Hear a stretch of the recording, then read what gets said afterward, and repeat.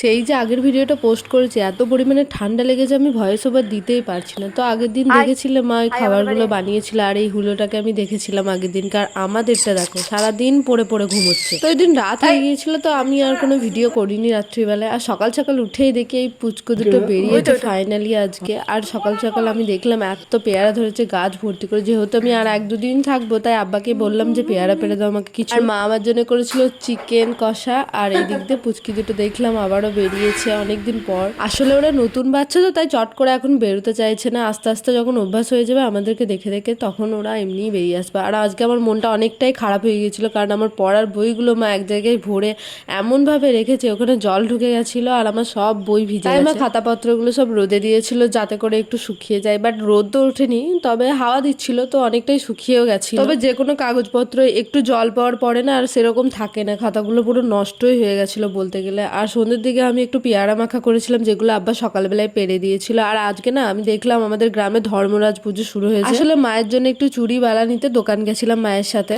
আর যেই দোকানে নিচ্ছিলাম ঠিক ওর সামনে একটা মন্দিরও আছে যেখানে ধর্মরাজ পুজো হয়। আর দোকান থেকে আমিও অনেক কিছু নিয়েছি মায়ের সাথে সাথে।